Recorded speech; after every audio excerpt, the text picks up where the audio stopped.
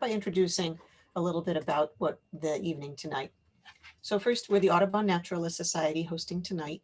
Our mission is to inspire residents of the greater Washington, D.C. region to appreciate, understand, and protect their natural environment through outdoor experiences, education, and advocacy. And our vision is to create a larger and more diverse community of people who treasure the natural world and work to preserve it. And much of our work on the topics that we covered in the Naturalist Quarterly stem from the principles that we call IDEA: inclusion, diversity, equity, and accessibility, that really we realized we needed to take on in order to fulfill our vision, and flowed from there. So one thing I do also want to mention is that Audubon Naturalist Society, for those who are not familiar, is an independent Audubon named organization. And we share a history and roots with National Audubon and all of its chapters, but we are not an affiliate in any way with National Audubon Society. So the big breaking news you may have heard today about National Audubon Society's challenges with diversity, equity, and inclusion in their workplace is nothing to do with us. So I just wanted to share that that's something that's often confusing to people, and it's quite relevant today if you're having that confusion. A little bit about the Conservation Café. We started this series in 2017 with the goal to have these great chats, conversations with people who are actively doing conservation work. And it's been a wonderful way to bring just really cool people to the attention of our membership and those beyond. And since we've gone virtual, we've had, of course, bigger audiences, more diverse audiences, and we've been able to just bring in all kinds of people who normally would have a hard time getting to our headquarters at Woodend. So we've been thrilled with having this opportunity to go virtual and reach more people. First of all, you can interact through social media, including right now. You can use Facebook, Instagram, or Twitter to talk about what you're learning and thinking tonight.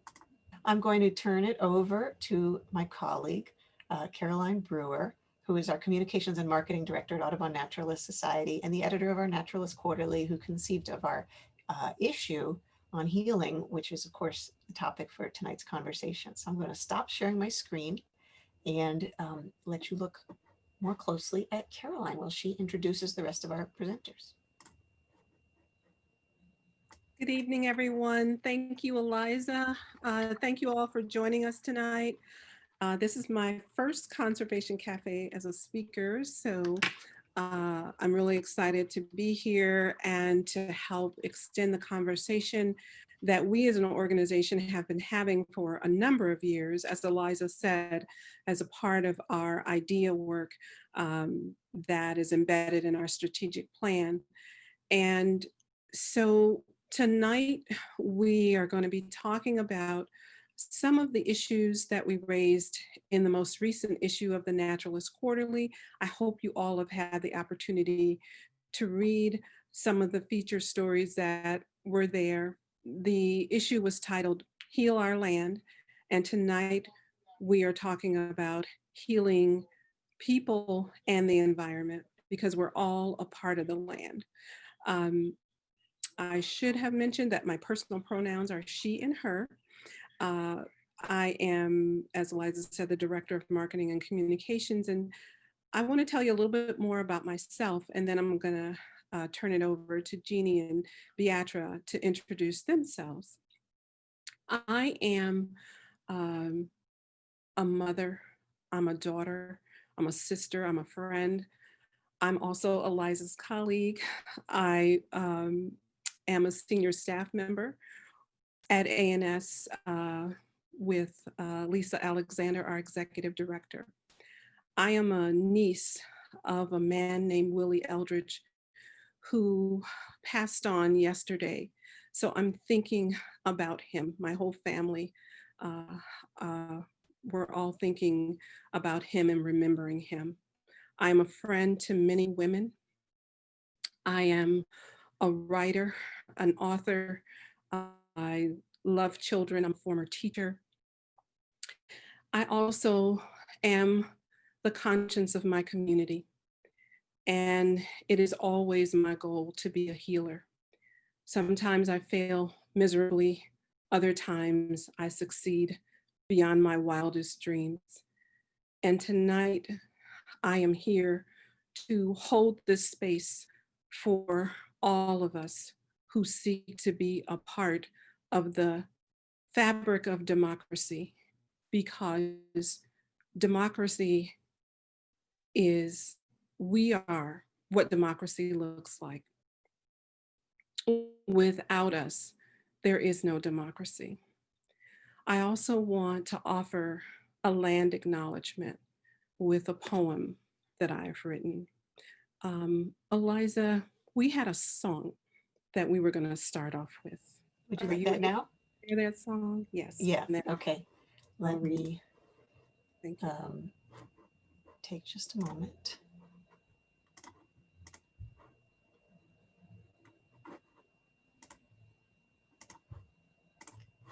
Okay. Can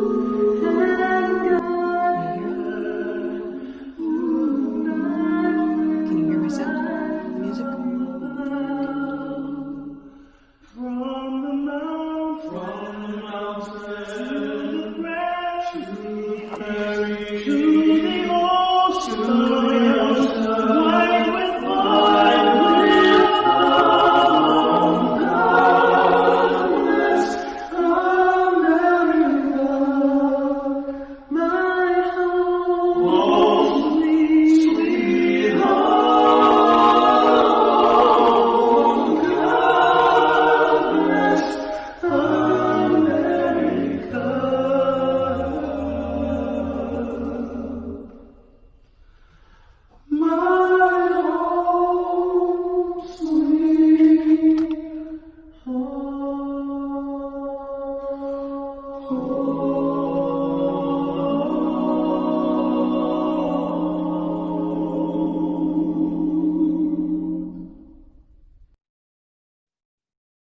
Thank you, Eliza. Can you tell us who the singers are? Do you have that information? They're a quartet of 4 young Black men who have achieved notoriety for singing a cappella in stairwells. And the group is called King's Return. King's Return. And what I find remarkable about these young Black men is that they are living in this era. And still, not only do they rise, they sing. And they sing in a way that helps us see how much we have in common and how much we have that's worth fighting for. So I want to share, in between, we hold these truths. In between, we hold these truths to be self-evident is the Piscataway Indian Nation. 3/5 a man, Thomas Jefferson, Sally Hemings, George Washington, chattel slavery, fugitive slave laws, the Piscataway Conoy tribe, the Civil War, Reconstruction, wind rising, sun shining, seashells by the seashore, Harriet Tubman, Sojourner Truth, Marcus Garvey, Malcolm X, Emmett Till, Mamie Till, Fannie Lou Hamer, the Acahonic Indian tribe, James Baldwin, Langston Hughes, I Too Sing America, Zora Neale Hurston, Detroit, Watts, Chicago, broken winged birds that cannot fly, Mississippi burning. Everybody knows about Mississippi. Black church bombings, Amadou Diallo, we shall overcome, George Floyd, Mama, I can't breathe. And still I rise, Martin Luther King, let freedom ring, the Piscataway Indian Nation. You may write me down with your bitter, twisted lies, but still, like air, I rise. God bless America. We carry our ancestors in us and around us. Displacement is a part of our history and our present. The Piscataway Indian Nation, the Piscataway Conoy tribe, the Acahonic Indian tribe. If we can endure, you can mature. God bless America.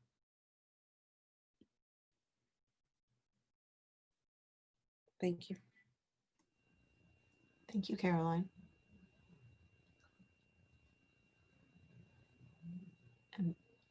now I think you're going to speak a little bit about the issue, the Naturalist Quarterly. Well, so the issue is called Heal Our Land. And the issue was conceived to address the issues that had been discussed after the George Floyd killing, especially as they relate to what's happening in the environmental space.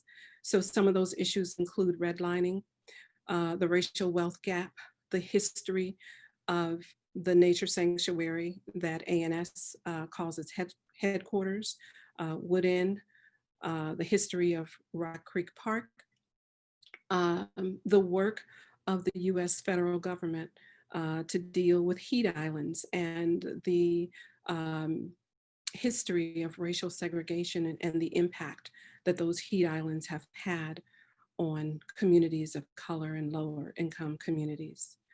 We also have a piece in this issue about Black birding by Tyke James, who sponsored Black Birders Week not long after George Floyd was killed.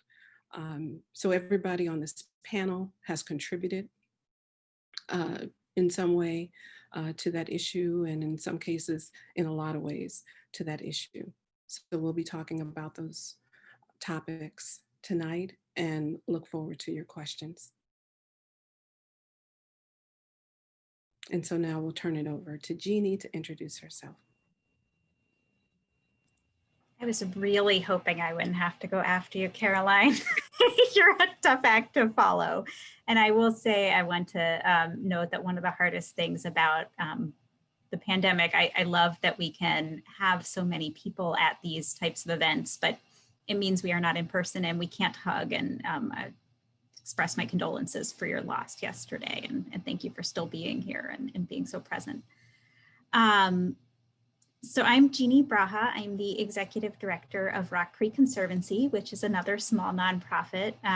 We are a watershed organization protecting Rock Creek in Washington, D.C. and Montgomery County. And we are a friends group to all of Rock Creek Park. And that's the main park that many think about in Rock Creek Park, as well as the 99 circle squares, forts, and traffic triangles and other small parcels of land throughout Northwest and Northeast D.C. My pronouns are she, her.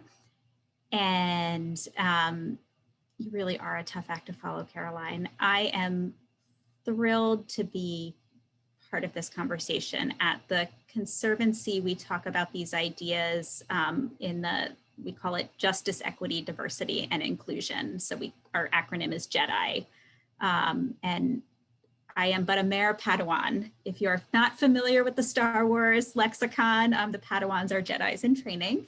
Jedis are warriors. I appreciate every opportunity to be with Jedi warriors like you all as much as possible to continue to learn and improve and ensure that I am being the best ally that I can be, and that the way in which I lead the Conservancy with, I should say, the very wonderful, kind, thoughtful, and committed leadership of our board of directors. And I see a few of them in the chat. So thank you for joining us and for all of your support for our work in this space.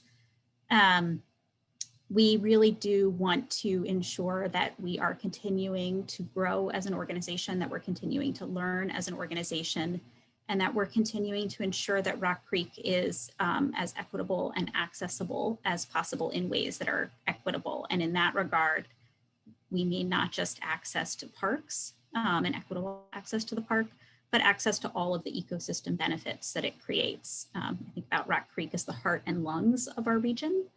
And whether it's the cooling benefits, whether it's the clean air that it provides, or the opportunity to get in there and have your blood pressure literally cooled by being in that green space. We want everybody to have equal access, equal opportunity to say yes or no to going there and enjoying it. I hope they'll be open to considering that.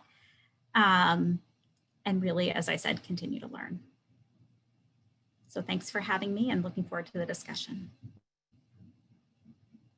Oh, when I was asked to share a poem, I must admit the first poem that came to my mind was Joyce Kilmer's I Think That I Shall Never See a Poem as Lovely as a Tree, which I think is very fitting for the work that we do, in part because I love trees and would hug them all day long if they didn't have poison ivy. But also because my first association with Joyce Kilmer is it's my favorite rest stop on the New Jersey Turnpike. And that was, we frequently stopped there on the way to holidays with my grandparents in Connecticut. And I think that one of the real challenges and thrills and opportunities working in conservation in this area is connecting people to the natural world. And even when you park, we often would get stuck in a faraway parking spot at Joyce Kilmer's. We went in to use the restrooms. You know, you can see all sorts of different birds flying north and south, or little patches of grass, and you know, finding that nature anywhere. So I'll leave it at that.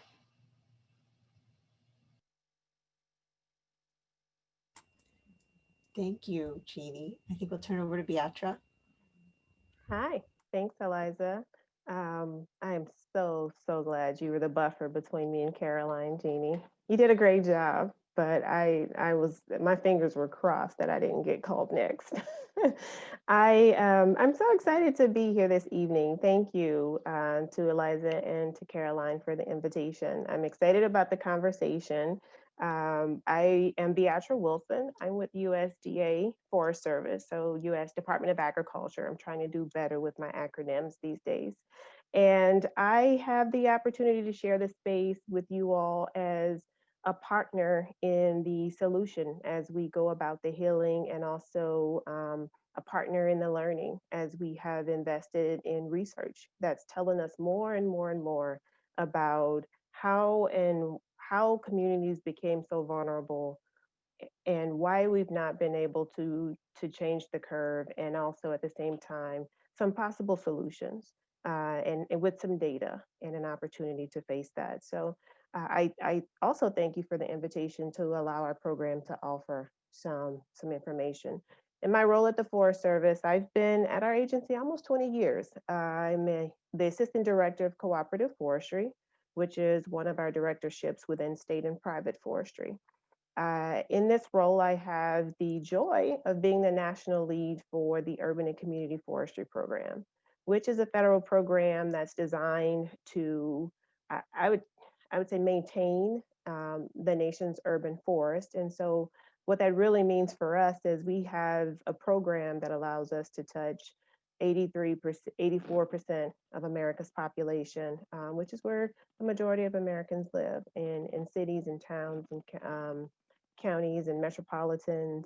But we have partners at each state forestry agency across the country, and they help us disperse this I would say, extremely beneficial program across the country, but also they also give us an opportunity to be informed from the ground up. And so we are always in a constant state of learning.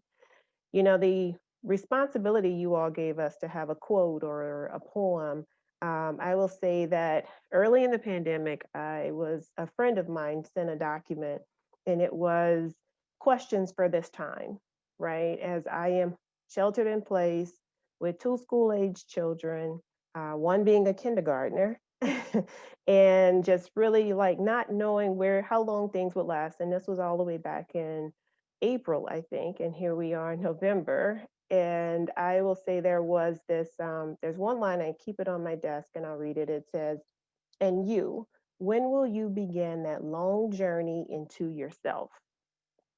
And so that's what 2020 has allowed me on a personal level, but also on a professional level as I think through the strategy of our program.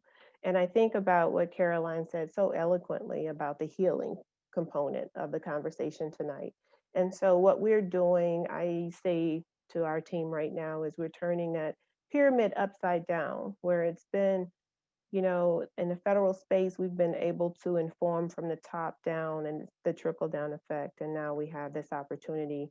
I want to listen in a funnel aspect and listen to what's happening on the ground, because otherwise we won't be able to advance our program and essentially heal.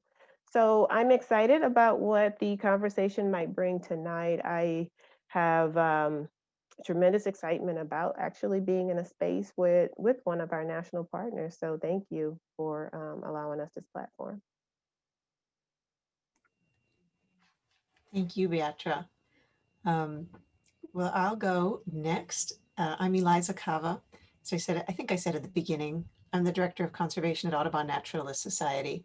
And I will, like Caroline, tell a little bit more about me and why I'm here doing this work. I've been with ANS since 2016. Prior to that was with a national environmental organization. And then before grad school, I was playing in the dirt with kids all the time. And I was an environmental educator, and I taught kids how to jump off of trees and use knives safely, and play in the mud and catch frogs and things like that. And it was great. It wasn't really a career for me, but it was great. I did it for a number of years. Um, and that's what I love. I love just being dirty. And I work at a naturalist organization with so many talented naturalists, many of whom are on tonight. But for me, what I've always been passionate about is the sort of feeling, the experience of being outside in nature. I've never been great at ID, although I've tried many times to learn various things to ID. And I love that nature gives us the space to feel more ourselves. I like the adrenaline rush of being a whitewater kayaker. I like backpacking, carrying my heavy load up a big hill and then feeling really, accomplished when I've made it to the top and I get to see that gorgeous view. So those are some of my favorite ways of interacting with nature. But I also really think about how much it sustains us. And I think every day about climate change. And I think every day about my little children and their lives in climate change, but also mine, because my great grandmother died at 104. I expect to be 100 years old. So, I mean, my lifetime is going to see a lot of climate change. It already has, of course, it will see much more. Um, and so those are some of my lenses. And I'm from Florida. I grew up surrounded by water and natural beauty, um, really loving it. And with a family that really prioritized justice as one of our family values. So the poem that I wanted to read is one of my very favorite poems. I read it at a graduation once, and my wife has not stopped teasing me in the 7 years since, um, because it's Mary Oliver's When Death Comes. I thought it was pretty downer for a graduation, but I'm not going to read the whole thing. It's a little long, but it's about when death comes, like the hungry bear in autumn, when death comes and takes all the bright coins from his purse. Here's what it ends with. When it's over, I want to say, all my life I was a bride married to amazement. I was the bridegroom taking the world into my arms. When it's over, I don't want to wonder if I have made of my life something particular and real. I don't want to find myself sighing and frightened. I don't want to end up simply having visited this spot. And that's one of my all-time favorite poems. I'm sure many others on this caller, Mary Oliver, love this as well. And I also wanted to talk just a little bit before we move on about the pieces I wrote for the issue. I wrote several pieces. I spent like the whole month writing, Caroline. Um, and the two most relevant, I think, are looking at some of the local history um, of segregation, residential segregation in our area. One that focused on the role of Senator Francis Newlands in creating the community of Chevy Chase, and as a very segregated community in several different ways, both in DC and in Maryland. And the fact that he and his business partner used sort of quite explicitly used Rock Creek Park as both one of their favorite amenities, of course, that both Chevy Chase neighborhoods get to butt up against, but also as a physical barrier against the eastern side of the city, as it had more Black communities. So that's one of the pieces I wrote, and the other one was about redlining, which is a very specific practice that's undertaken by the Federal Home Loan Corporation in many cities around the country to deny loans, mortgages to Black families to buy homes. It's not actually what happened in DC. It was a different practice that they now put in this case. It was a mortgage loan product. It was an insurance product that Black families were prevented from getting. I'm sorry, it seemed to be breaking up a little bit. Clearer if I hold my microphone closer, or should I change my microphone? I'll just hold it. So those are the two pieces I wrote. A historian, environmental policy person. but I found that there's quite a lot of very clear evidence, a lot of great digging done by others, done by local historians that I was able to use for those articles. And so I'm excited to be, we are told I should switch another sound system.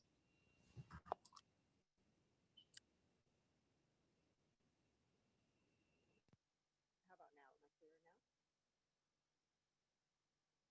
No, you still can't hear me well?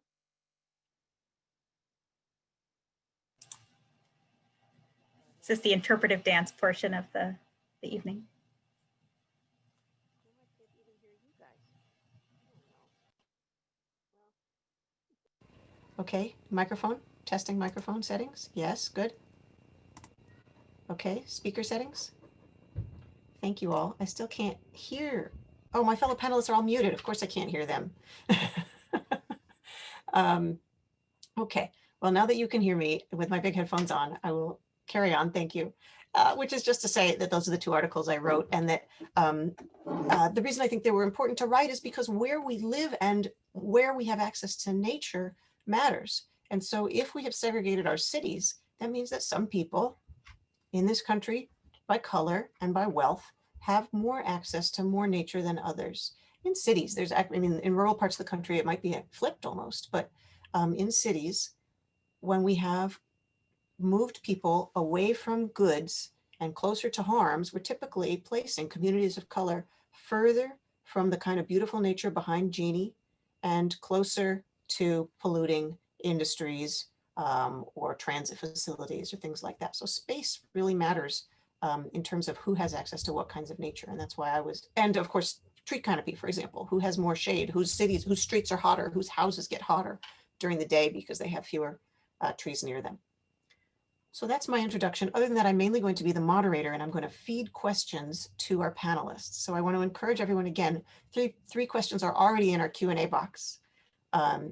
So we will mostly hold audience questions until the end, but if there's a particular one that weaves in well to one of the questions I'm already planning to ask, then I'll be able to incorporate that as well.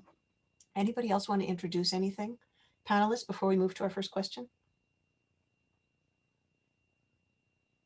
Okay, well, the first question is, what happens now? We have gone through and are still in a very tense time in our country.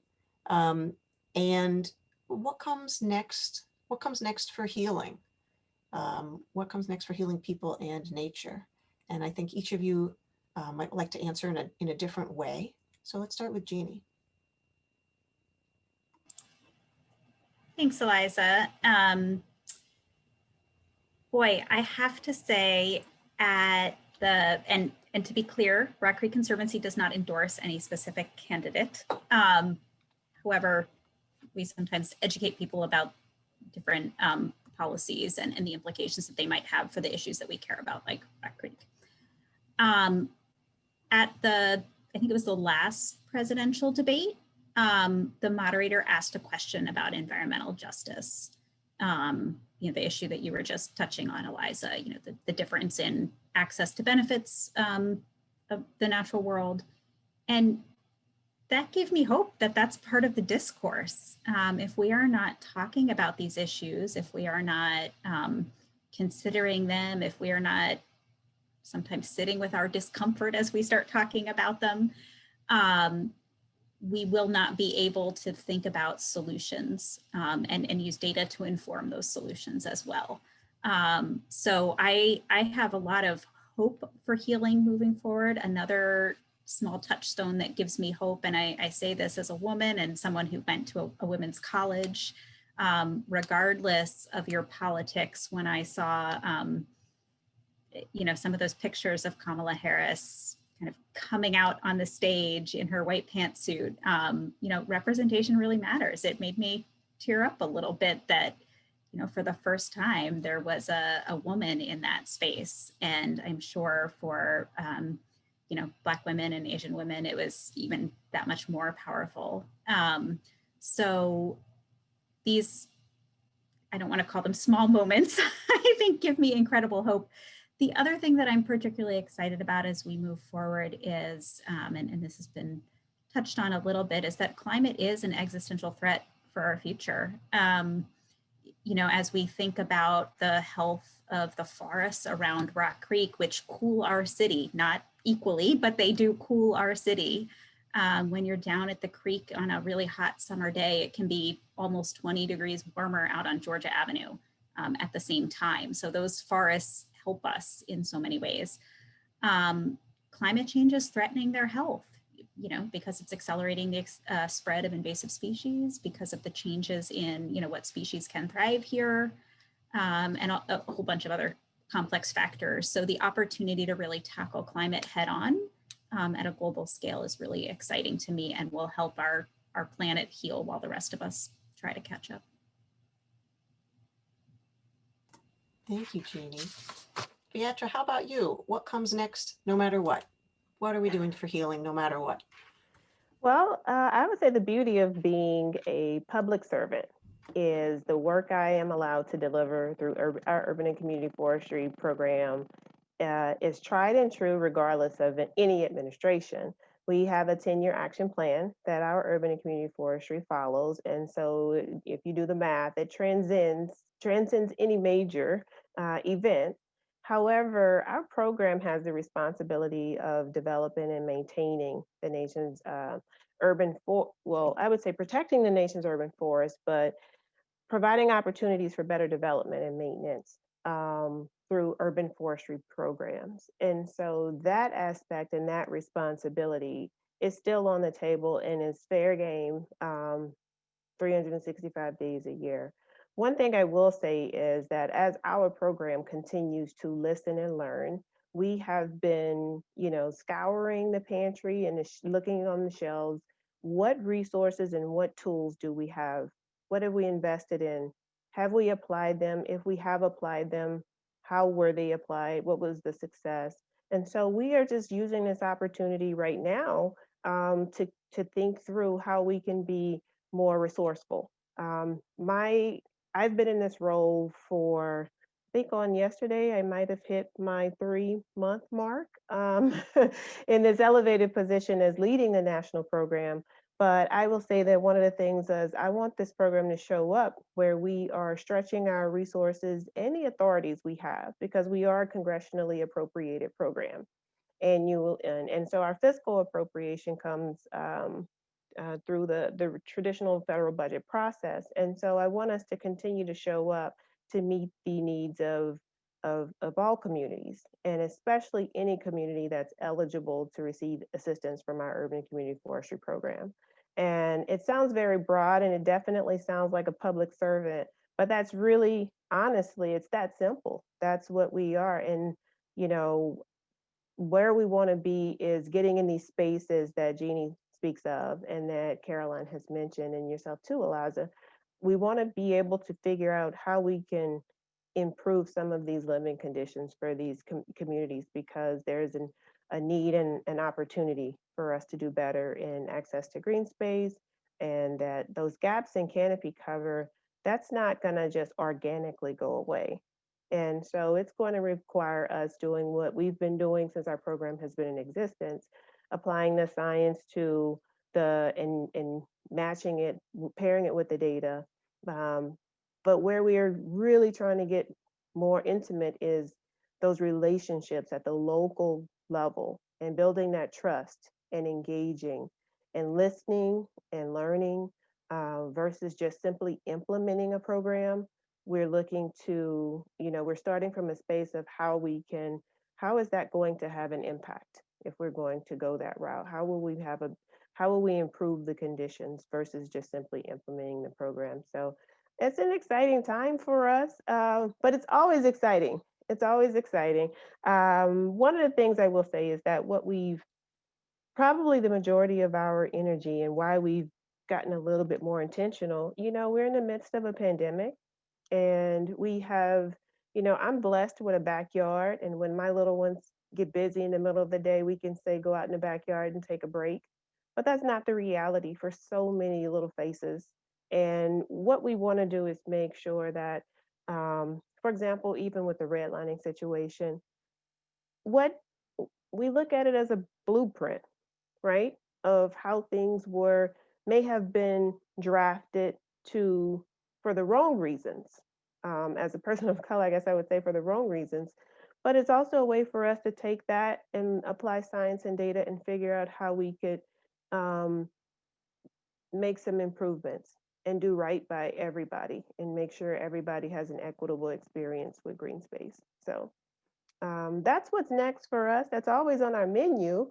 Um, I guess, seasonally though, the pandemic has really amplified the need for us to think and be smarter and more savvy about how we're handling urban heat islands. So putting more research tools, applying the research, and also having conversations, having these conversations, being vulnerable, sitting on panels at 7 o'clock at night, and making sure that we're listening to what the larger community who's really nurturing and working in the same spaces we're hoping to affect, what they're doing, how they're feeling, how they're navigating, what your challenges are. Because again, as a federal government program, this is everyone's program, and so we want everyone to feel like they show up in our work.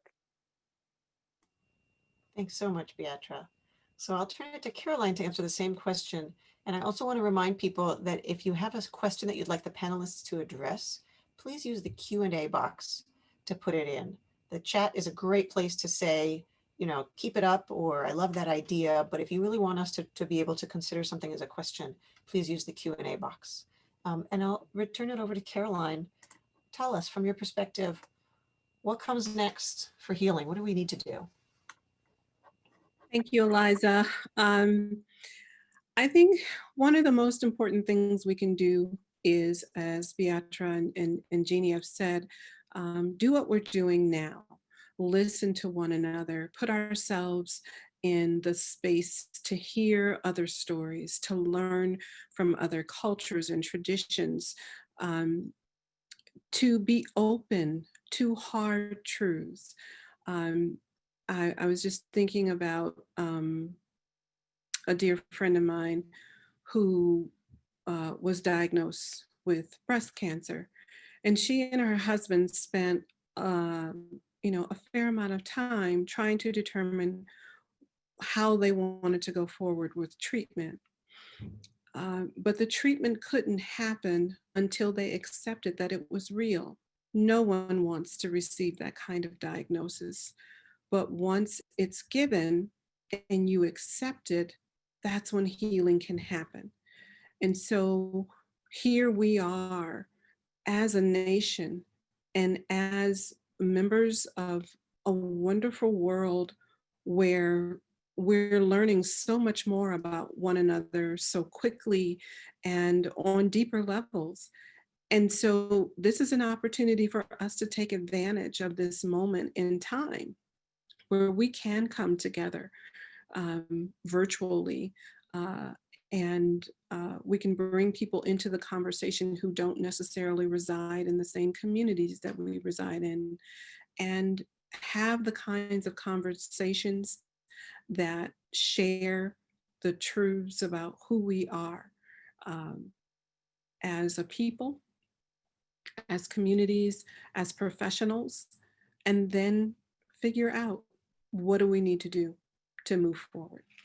So I think that's the biggest thing, is to accept the truth about what's been happening for quite some time. And it can be hard. It can be hard to accept the truth.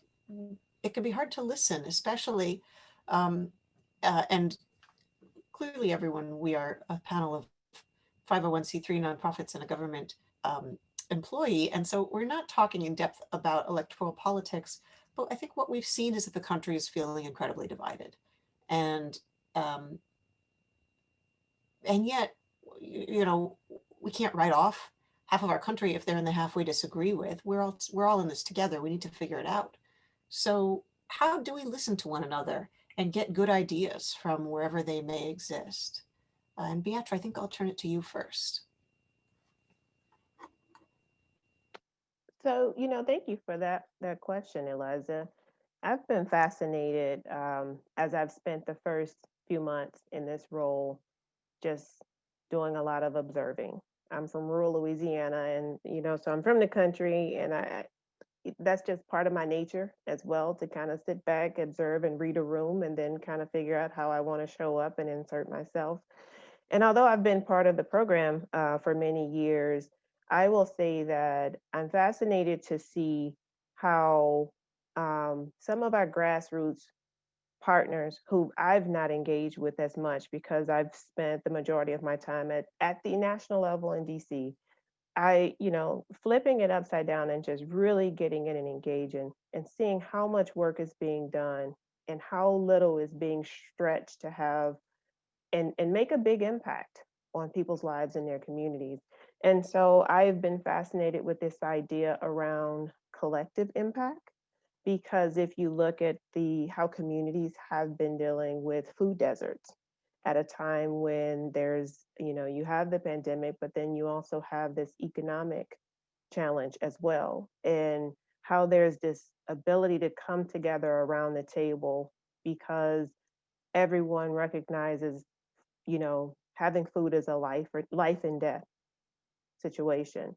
And so as I apply that type of approach to green space and our urban and community forests, you have to be as humble as possible, because there are real life issues happening in these communities. And although I, am an urban forester, degreed in urban forestry, and may be super excited about wanting to put trees in your neighborhood, that might not be what you woke up this morning thinking about, right? And so I do think that as I figure out how our program can better show up in communities, a lot of that is fading into the background and being more humble as we approach the table, and actually sometimes having to wait to be invited to the table. There is a significant emphasis around trust right now. If you think about just what Eliza said, when you think about divide, there's the only way we can come together is there is a common goal, right? I don't think anybody does not like nature or does not like green space. But I also think that that's the beauty of diversity, is respecting the perspectives of those who are experiencing and or how they are experiencing or may not be experiencing. So I would say that not to belabor the point, but I think that we are at a time where how we've normally written a playbook, we might have run out of plays to a certain extent, and we're having to really think through what talents we bring to the table, who's a part of our network, and it may be where we have to fade to the back from a political structure of federal government and just be in the space and available to meet whatever need we're asked to fulfill. Yeah. And you talked a lot about green space and how, Mhm. well, you talked a lot about how nobody doesn't like nature. And I think that's what Jeanne really wants to touch on. So I'm going to turn it to her next. Jeanne, how do you get good ideas out of people when you need them to cool their blood pressures? Yeah, well, the answer is always Rock Creek, right? Uh, I think I shared with Eliza when we were preparing for tonight that, when people ask me what I do and I explain it, the response is almost always, I love Rock Creek. I have yet to meet a person. Sometimes it's a little more neutral, but I have yet to meet someone who says, oh my God, let's get rid of Rock Creek. There is a lot of common literal ground in this case, in our green spaces, and in particularly in what I think of as our iconic local national park, Rock Creek Park. And, even though there have been historical and current differences in access to the park in the way that it was, that it has sat in our community, there is a lot of shared appreciation and affinity for Rock Creek. So I believe in the power of place. I'm an environmental educator by training and practice, and believe in that sense of place and being able to create community around those geographies of place. that really make a difference. And I see it sometimes even amongst our board members, you know, who have their their neighborhood identity in addition to their Rock Creek identity. But those neighborhoods are often oriented towards the park in different ways.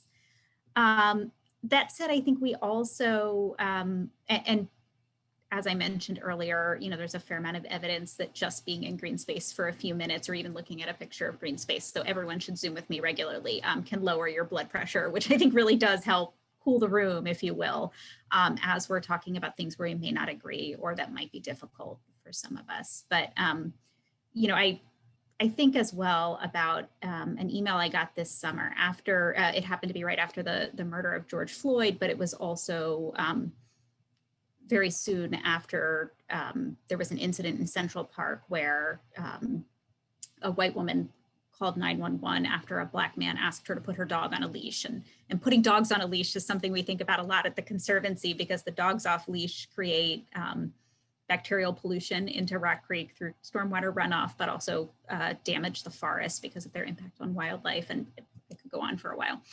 And it had never occurred to me, or I think most of our leadership, that that we might be putting people at risk when we ask them to be allies for Rock Creek by asking people to put their dogs on leash. And it really gave me pause. And we shared a letter with our community, you know, kind of more broadly expressing our commitment to equity and reflecting on that that kind of blind spot and how much we have to learn as an organization and how much we want to hear from everybody so that we could really do better in the future. And I received an email back from someone who said, "It's great that you wrote an email, but what are you really doing about this?" And I replied to her that, you know, we probably aren't doing enough, and we probably waited too long to do what we are doing. And I outlined a few things that we're doing, including, you know, some of the specific programmatic activities we're doing to try to make Rock Creek more accessible, like putting signs on the east side of the park so that people know where they are and how to go around the park. And it felt really paltry as I was writing it. You know, I'm not sure that there's anything I could have said at that point that would have felt like enough. But the woman wrote me back and she said, you know, I sent that exact same email to every single entity that sent a message to me about racial equity, you know, because she was getting messages from Nike and Best Buy and the place she had ordered dinner the week before.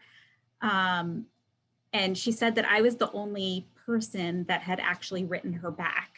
So while she might agree with me that there's more we can and should be doing, it meant a lot to her that I took the time to have the conversation and that I was, you know, following up on that commitment that we had expressed in the email.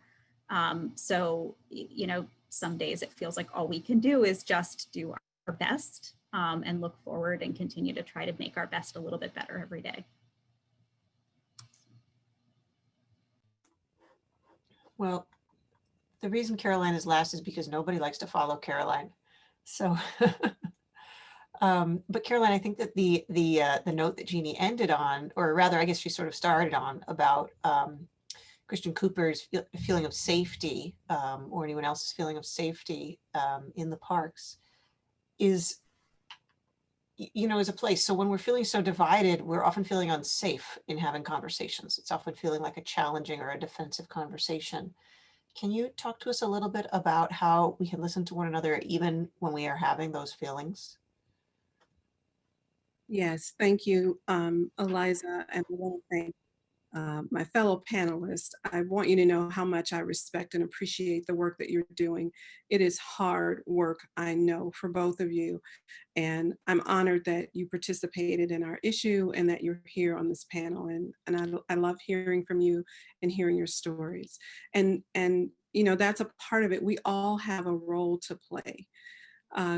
So when it comes to this feeling of being divided, two thoughts come to me, and one of them came from Cornel West, who is a minister and also what he calls a public intellectual. And he's worked with probably every elite university in the United States. But one of the things he says that difficult moments challenge us to do is think about what kind of human beings are we really? You know, what kind of human beings are we really? This moment asks us when we're feeling divided and we're not sure, how to bridge that divide. We always have a choice. I think it was Beattra said there's so many moments that come up where you have an option in how you respond, you have an option in what you do. Jeanne talked about how she responded and acknowledged that maybe she hadn't done enough. Maybe she waited too long. It's okay to admit that maybe you haven't done the right thing. We all get the chance to start over every day. But we have to be authentic about it. We have to be willing, as Beattra said, to be humble so that we can build trust. Because if you're constantly making mistakes and you're not growing from them, you're not learning, you're not maturing, then you won't build that trust. But every day we get to ask ourselves, what kind of human beings are we really? And one of the reasons I talked about all of my, or many of my identities is because all of us have more than one identity. We're not just a title. We're not just a gender. We're not just someone who belongs to a racial or an ethnic group. We're people who are part of families and communities. And so if you're feeling that a conversation or certain terms are too difficult for you to swallow, think about your other identities and how those identities can help you bridge that gap. This is, this is nothing new. It's happening with people all over the world who have stronger divisions even than we do here right in the United States. They're finding that proverbial common ground. They're finding ways that their identities are alike. They're finding that they're both mothers, or they're both fathers, or they're both neighbors, or they both like cherry pie, whatever it is. That's a part of your identity. That's the way to bridge the divide. But you have to be willing to acknowledge that you may have made mistakes, but you're open to finding the way to heal those mistakes. Thank you, Caroline. So I have a few questions that I might sprinkle into one or two specific people, but I'm also going to begin pulling questions out of the Q&A box now. So audience, now's your chance. I'm going to ask the first question, and if there's been something on your mind, what I want to say is that a question that comes in at 8:23, it's going to be hard for us to get to because I'm going to try to order them. So if you've been thinking about a question, please go ahead and put it in the Q&A box, and also be sure you take a look at the questions that are already there. You can give them a thumbs up, and that lets me know which one somebody really wants to, people are really interested in. So we're going to start with one about COVID and the need for green space for all that Sarah asked. And COVID is already, and by the way, both our April and our September conservation cafes have touched on some of these themes. COVID is already affecting communities disparately, and it's affecting low income and communities of color the most, who are already more exposed to air pollution, already have higher asthma rates, already have less access to nature and green space. And now all spring, all summer, all fall, into the winter, we're told it's safest to visit with one another and get that healing that comes of being in community outdoors. So with parks being our lung and our refuge, Sarah's question is, how can we convince our government leaders to recognize this reality? And, I think, if to speak for Sarah, I think she would say, I might say that any government leader would say, oh yes, everybody needs parks, but we need to invest in them. We need to make the decisions that move us in the direction of more green space.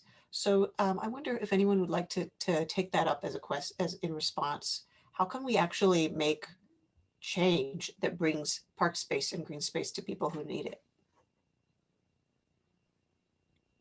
So Eliza, can I help you from a structural perspective? Go And for it. I'll think from a federal program that is designed to work in this space and also is expected to work for everyone in this space. Our urban and community forestry program, although it's predominantly delivered through each state forestry agency, there are sub-grants, collaborations, and partnerships that still continue to take place at all levels. So our identity can be found at a grassroots level and a tiny nonprofit, but we also have designed and developed relationships with academia, with our um, I would say other public service entities that may not be in forestry, for example, where we see a clear connection to the wellness and the healing opportunities. And then again, I tell you about the research that we've backed into.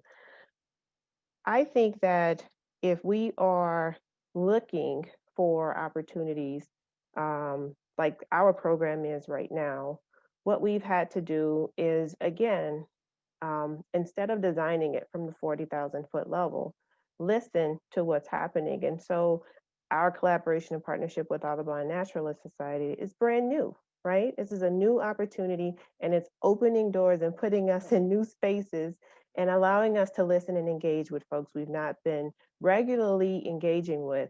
And again, Caroline said that, we're allowed to wake up the next morning and try to do better, try to be better, and if we don't meet the mark, continue to try to explore. And so we have a state urban forestry coordinator in every single state in the United States. We have regional coordinators for our Forest Service who kind of offer that umbrella of structure and leadership. And so we do have I would say that pyramid or structure in place that we can branch out with regard to network. But we are a public service program, and so I do want to invite anyone who may be interested. I think, Sarah, this was your question, um, to explore us with regard to webpage. I think I put my email address in the article, and it kind of serves as more of a briefing because we wanted to share what we're doing in the space. But we also are very open to trying to listen where we've not had opportunities to gather content and perspectives before. I think the investments that we're seeing that are sustainable are the ones that we're staring at, because there's a lot of good intentions that happen in a lot of spaces, especially when we think about vulnerable communities. But we're also thinking about how we can sustain that goodness, right? So instead of simply putting in, providing funding to plant trees, we want to think about that whole health and the totality of how that could be, the impact it can make. So are we building in maintenance budgets?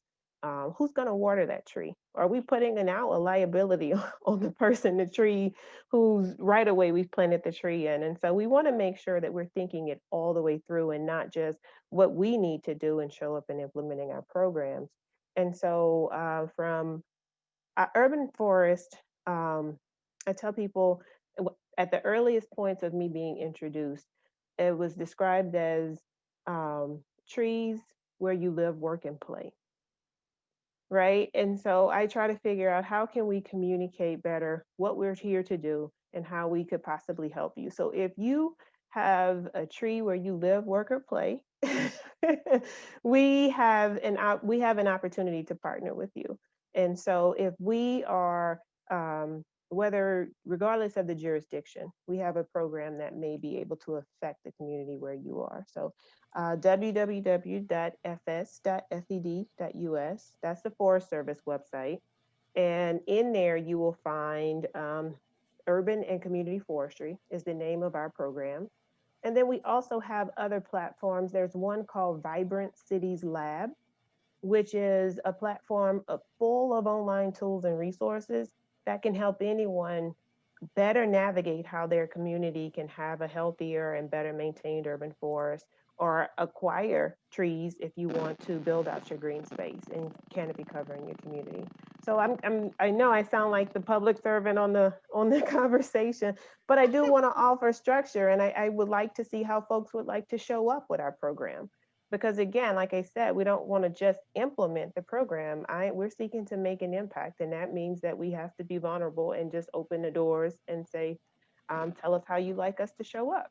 And if it's legal, we'll show up. Good qualifier. That's a challenge. Can I answer that as well, Eliza? Please. I think that one of the really wonderful ways to ensure more access to green space is through green infrastructure. In addition to the vulnerability of Rock Creek's forests, one of the huge threats to Rock Creek is stormwater and the pollution that comes with it and all of the challenges associated. And green infrastructure, uses nature as a sponge to stop that stormwater before it gets into Rock Creek. And we're fortunate that there have been some pretty significant investments in green infrastructure in those areas east of the park that are more prone to the urban heat island effect. There could be a lot more.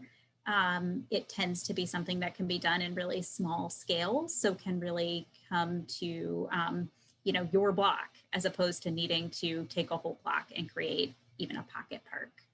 And I've seen some research that shows that, in addition to all of the ecosystem benefits that come when you put a green infrastructure onto a street, it actually fosters community. People stop and they talk over the swale and they make conversation and they make fellowship, which of course then that social fabric strengthens resilience in that community in a whole number of ways. So it's really a win-win all around.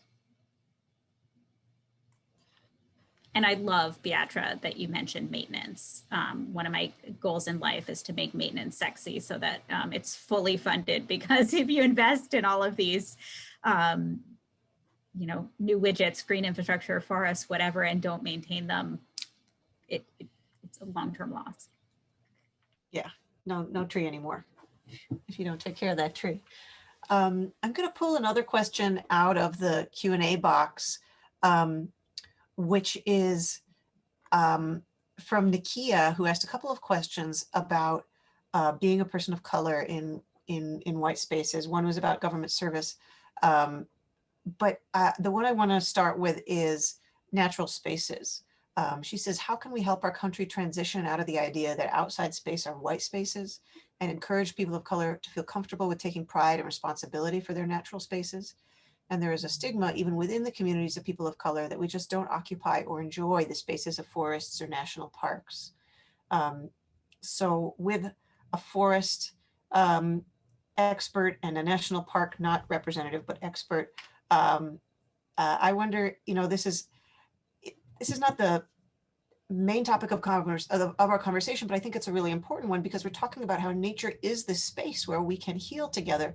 Well, what if some of us just don't feel comfortable being in nature? How can we help? How can we fix that? Both the actual comfort level and perceptions of comfort level from others. Eliza, are you referring to me as the forestry professional? Well, yeah, actually, technically 3 of us on here at least went to forestry school. So one of the things I think I would offer is, let's consider the moment we're in the conversation we're having. And there is an importance to recognize that there's a history with people of color, specifically Black people in the forest and the woods. But I don't think that the history is necessarily depicting our future. And so I am from the rural South. I'm from Louisiana. And so I knew all from middle school all the way, junior high is what we called it, all the way to college, that I wanted to be in an urban space. But I'd never gone into the quote unquote woods growing up. I lived in the small town, but inside the business district area of the town. I think that what we have to do is, again, really focus on the cultural components of why and the commonalities, and not just the perceptions. I think it's easy to assume and have a perception that you may not be comfortable or you may not want to spend time in the space. One of the main reasons I take as many of these invitations as my calendar allows is because I know how important representation is. I know what it means to sit and turn on the screen for Conservation Cafe. And there's two Black women being featured. And I was that little girl. I have a 5-year-old daughter. And so it's always been this responsibility in me to feel like I wanted to always show up in the space and be proud of my role in my career in conservation, and hope that even on the smallest level, it may present itself as inquiry or interest, or it might be just enough. Always have a mentee. I've always sponsored interns, and I try to get as many who also look like my younger self. And the reason is because I knew how critical it was. I remember, oh my gosh, there were so many times I was ready to pivot out of forestry. And so I really do, I prioritize that sense of belonging. So I don't call it diversity nor inclusion. I think about it as an opportunity to belong. And so if you make a space inviting, and if you treat people you present from a space of invitation, I think that you will have the opportunity and you may be rewarded with a new friend in green space or in the forest. But so it's so easy to pivot and apply our perception or our own personal experiences and assume that it may be the other person's experiences. That's not just the case. A lot of times, for example, with traditional forestry, I'm still very shy about going out in our national forest because that's not how I learned forestry. My background is urban forestry, so I walked the sidewalks and I was knocking on doors and meeting homeowners and educating young people and YMCAs about the benefits of nature. And so I had a different approach and introduction to nature and forestry. I don't feel like I'm any less worthy of being in the space because I wasn't on the backside of a ridge with a clipboard and a number 2 pencil. I just think that we all have to see the beauty in the fact that we both love green space and nature, but I experience it how I want to experience it. I think it's also my responsibility to make sure that I'm not deflecting in energy or putting up biases or barriers that are going to impact someone else or someone else's ability to experience nature. Thanks. Does anybody else want to speak to this question? I just want to make a couple points. Nakia, I think you have attended Taking Nature Black. I hope you will join us again along with everybody else here. You're all invited from the 23rd to the 27th. Save the date. That's a conference where you're going to meet lots and lots of people. Unfortunately, it will be virtual this year, but you will still have an opportunity to meet a lot of people, hear from a lot of people who are working in all aspects of the environment. And you're going to hear a lot of stories about the history of African Americans in the environment. Um, a lot of people have, um, come to this time with different experiences that are just now uh, being shared and being shared widely. We have stories of people like Harriet Tubman, who is known for her work on the Underground Railroad, but not known so much for her work as an environmentalist, as someone who loved nature, as someone who understood the differences in the trees, um, the rivers, all these outdoor spaces that she had to navigate. And African Americans come from this history. I come from women who were all gardeners and very, very comfortable outdoors with vegetable gardens, and they also planted fruits. We had tons of fruit trees and flower gardens. So there are all kinds of ways in which African Americans and other people of color have occupied outdoor spaces. Here we are on Piscataway land. So I think we have to not believe in the myth that there is such a thing as a white space or a black space. Nature is our space. It belongs to all of us. And so in addition to Taking Nature Black, Naturally Latinos is coming up on December 2nd through the 4th. It's another opportunity to network with people and learn about their experiences in the outdoors. And I think the more we learn about other people and what they've done, what their histories are, the things that they're doing that's new and different and creative, the more these mythical barriers will start to disappear, and we'll start to really be as one in the outdoor space, which is the way it should be.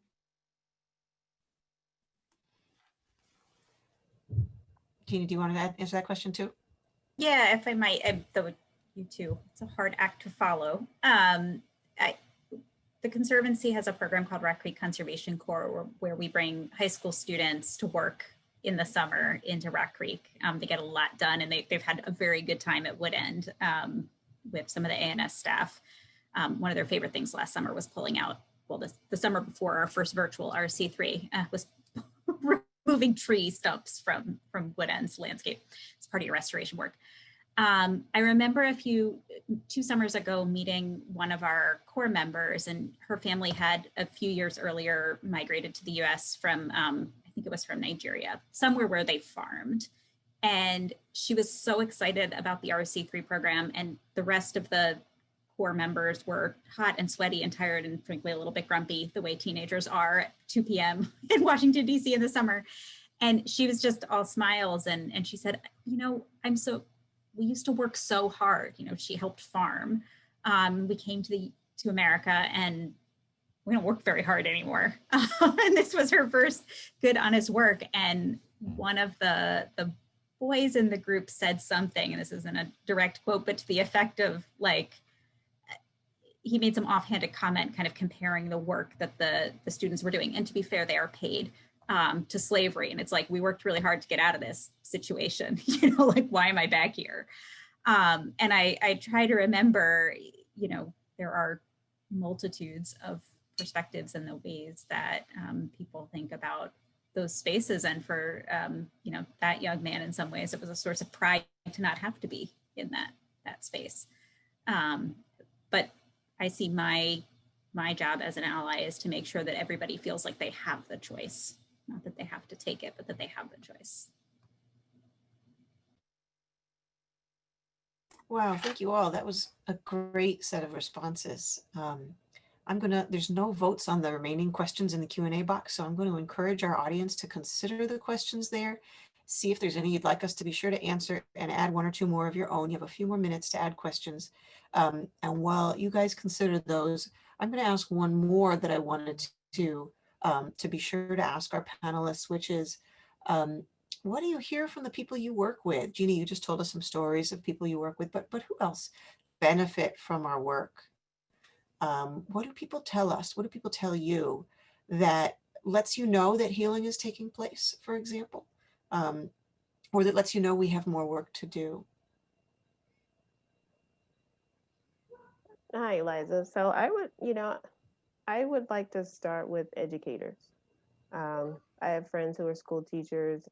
My brother and my sister-in-law are both school teachers. And one of the things I hear is there is the students, you know, as a teacher, you ask the kids, how are you doing and what do you miss? You miss your friends. And it's striking how many kids miss interfacing on their school playground and being outside. And what, you know, there's my 9-year-old, he has sports activities and things of that sort, but there are a lot of connections to the green space that's provided through the school experience. And so I think that what we're hearing is how we can, you know, we don't know when we're coming out of the current situation of virtual everything, right? And so how can we meet people where they are? And 2020 has kind of leveled the playing field with regard to equity. So we're bringing in folks and providing more diverse access to programs and conferences and meetings and conversations than we ever have before. because everybody's on the other side of a Zoom screen instead of trying to get on an airplane and maybe pay a few $100s a night for hotel rooms. With regard to affordability, we're seeing an impact there. With regard to people around, I would say as a program of urban and community forestry and peers and colleagues, I think that there is a spotlight on my program, for example, because this pandemic and being home and outside being closed, for example, that's what I call it. That's what my kids call it, at least. But it's making folks understand how important it is for green space to be available and accessible. And here in Washington, D.C., you know, we have where there's a major, it looks like the major metropolitan, right, in the district. Tiny, smaller living spaces. You may or may not have a yard or a lot, but it is also making folks recognize who has access to something. And then also what we're seeing is the overutilization of green spaces. And what's the long-term impact to the green spaces that exist?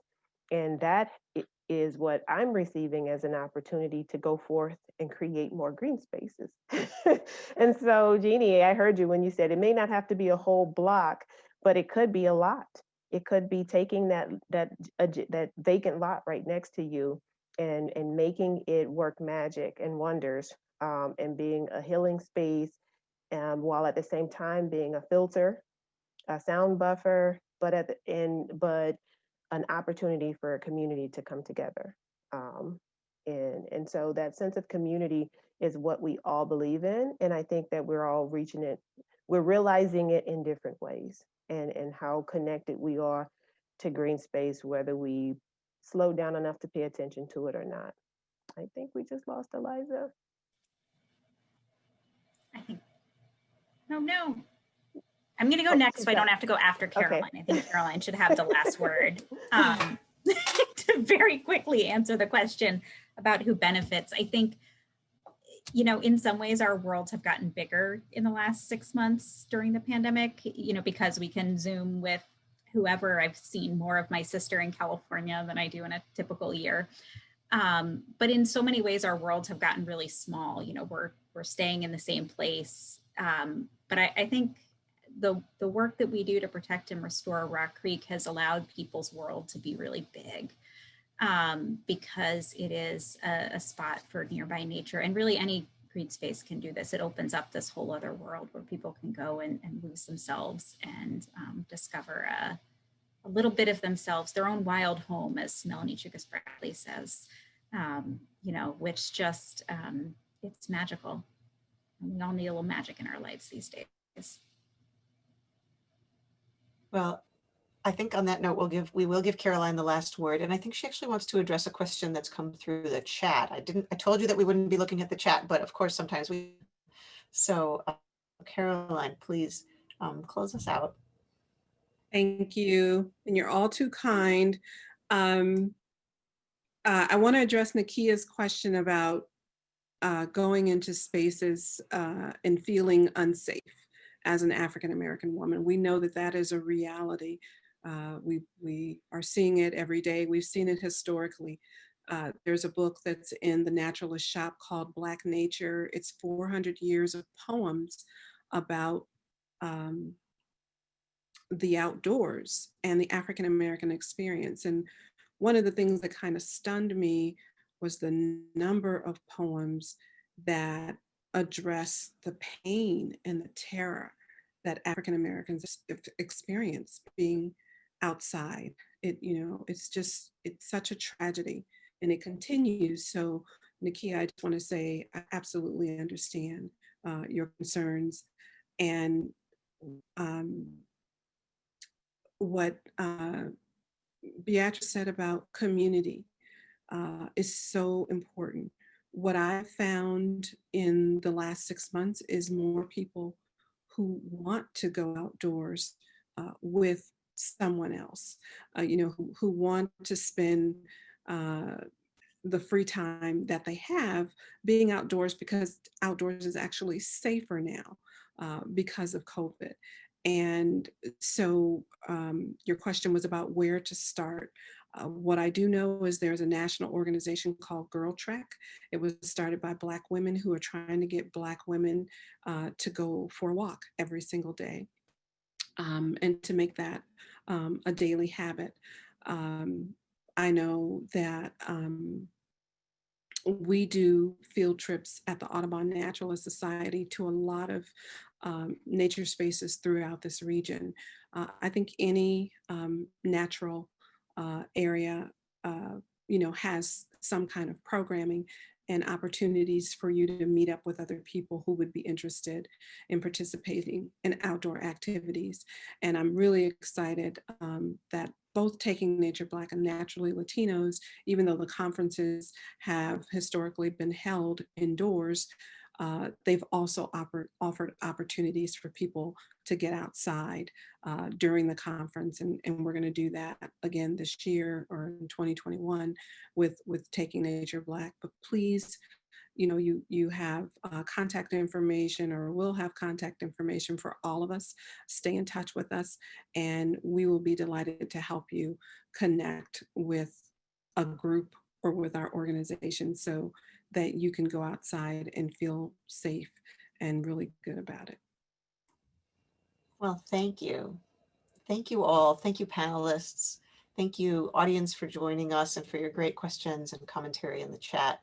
We will save this, and I will send out a summary with some of these resources afterwards, as well as the link to the recording when that's available. It may be as soon as tomorrow, but I also have toddlers, so it could be Monday.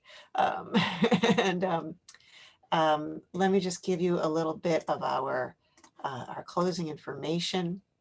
So here's our contact information. Again, I can put that out to in our summary, but if you'd like to follow up with us, if this has sparked you some ideas of collaborations and partnerships, let us know. We may or may not be able to be the right ones to partner with you on your idea, but we do have all sorts of other partners and information we'd be happy to share. And I also wanted to encourage some of the questions that came up tonight are ones that we have talked about on past conservation cafes, and we have the recordings of all the virtual ones since March available online on our YouTube channel in a playlist. So if you go over to youtube.com/Audubon Naturalist, you can find the Conservation Cafe playlist, and you can watch Maisie Hughes, who is also an urban forester, speak about equity in space and the way that spaces are designed and planned for equity and justice. You can hear three incredible diversity, equity, and inclusion experts last month talk about racism in the environmental movement and the history of racism in the environmental movement and how we're working to overcome that today. And you can hear Vernice Miller-Travis, who's an environmental justice absolute champion of the world. And we're so fortunate to be blessed with her partnership and friendship, speak in April about the origins of Earth Day and its relationship to environmental justice. And we really talked about COVID a lot then as well, because of the timing. So there's a lot of great content, and I encourage you all to go look at those recordings. And then I also encourage you to come to the Naturally Latinos Conference and spread the word. It's December 2nd, 3rd, and 4th. As Caroline mentioned, it's coming right up. We have spaces available. We're working hard to make it as interactive as possible and replicate that feeling of actually meeting people in a conference space. It's going to be really fun. The Forest Service is our lead sponsor, and we're so thrilled and honored to have them as a partner on this. As Beattra was saying, it's a great relationship that we're really, really honored to open up. And look for so many more opportunities to continue to partner together. And I think that's it. So I always end on time, because if I run upstairs now, I can kiss my toddler before she goes to sleep. So thank you all. Thank you, Jeannie. Thank you, Beattra. Thank you, Caroline. Thank you for your writing, your thinking, your speaking. Thank you again to our audience for your great engagement. And we'd love to hear from you and continue this dialogue. So please do feel free to reach out. And thanks. Thank you. Have a good night. Thank you Have a so good much. night, everyone. Okay. Thank you, everyone. Have a great night. Bye-bye. Thank you, Eliza and Caroline Thank you and so much. Beattra. Benjamin, thank you for inviting me. Our pleasure. Okay. All right. Good Bye, night. everyone.